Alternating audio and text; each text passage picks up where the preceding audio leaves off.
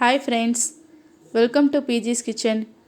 இன்றைக்கி நம்ம என்ன ரெசிபி பார்க்க போகிறோன்னா கல்யாண வீட்டு சாம்பார். கல்யாண வீட்டு சாம்பார் எப்படி செய்கிறதுன்னு பார்க்கலாம் வாங்க. சின்ன சின்ன டிப்ஸ் இருக்குது, அதை ஃபாலோ பண்ணாலே அதே டேஸ்ட்டில் அதே மணத்தில் சூப்பராக செஞ்சிடலாம். வாங்க எப்படி செய்கிறதுன்னு பார்க்கலாம். ஃபஸ்ட் ஒரு கப் துவரம் பருப்பு எடுத்திருக்கேன்.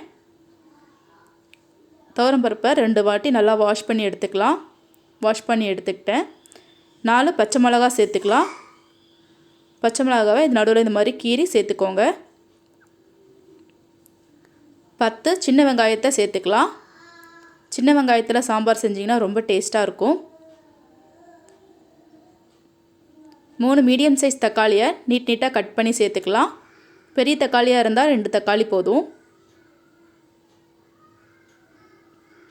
5 பல்லு பூண்டு சேர்த்துக்கலாம்.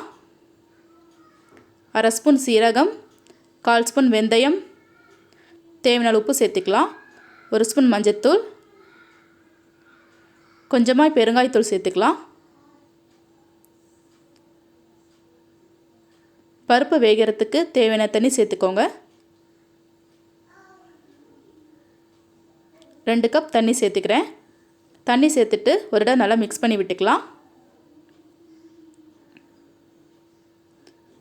குக்கர் மூடி போட்டு வச்சிடலாம். மீடியம் ஃப்ளேம் வச்சு ஒரு 5 விசில் விட்டு எடுத்துக்கலாம்.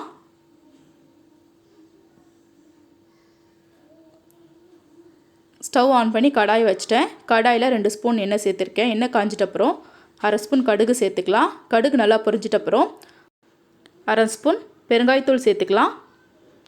பெருங்காயத்தூள் ஸ்கிப் பண்ணாமல் சேர்த்துக்கோங்க. பெருங்காயத்தூள் நல்லா பொரிஞ்சிட்டதுக்கப்புறம் 15 சின்ன வெங்காயத்தை சேர்த்துக்கலாம்.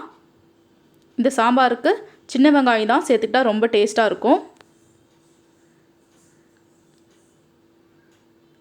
தேவையான அளவு கருவேப்பிலை சேர்த்துக்கலாம். வெங்காயம் நல்லா பொன்னிறம் வர வரைக்கும் வதக்கிக்கணும்.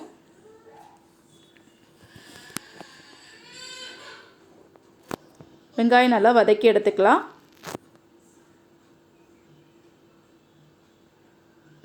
வெங்காயம் நல்லா வதங்கிருச்சு. கட் பண்ணி வச்சுருக்கேன் கத்திரிக்காய், முருங்கைக்காயை சேர்த்துக்கலாம். காய்கறி இந்த எண்ணெயிலே 2 நிமிஷம் நல்லா வதக்கிக்கலாம். 2 நிமிஷம் நல்லா வதக்கியாச்சு. நெக்ஸ்ட் 1 ஸ்பூன் தனி மிளகாய்த்தூள் சேர்த்துக்கலாம். 2 ஸ்பூன் சாம்பார் பவுடர். நான் ரெடிமேட் சாம்பார் பவுடர் சேர்த்துக்கிறேன். தேவையான அளவு உப்பு சேர்த்துக்கலாம். உப்பு சேர்த்துட்டு நல்லா விட மிக்ஸ் பண்ணி விட்டுக்கலாம். மசாலா பச்சை ஸ்மெல்லாம் போகணும். ஒரு 2 நிமிஷம் அப்படியே வதக்கிக்கலாம்.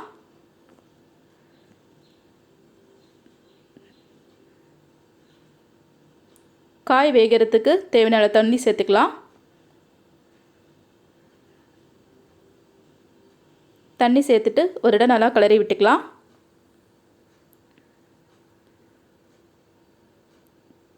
காய் வேகணும். ஒரு 10 நிமிஷம் மூடி போட்டு வச்சிடலாம். ஒரு சின்ன லெமன் சைஸ் புளி ஊற வச்சு புளி தண்ணி கரைச்சி எடுத்திருக்கேன்.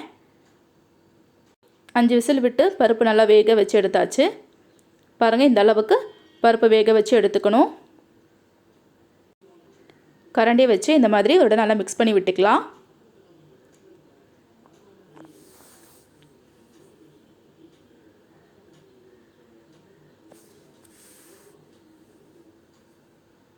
இந்த அளவுக்கு பருப்பு நல்லா வேக வச்சு எடுத்துக்கோங்க.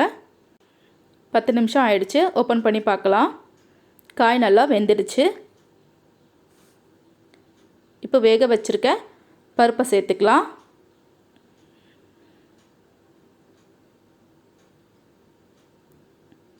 பருப்பை எல்லாம் சேர்த்துட்டு கரைச்சி வச்சுருக்க புளி தண்ணியை சேர்த்துக்கலாம்.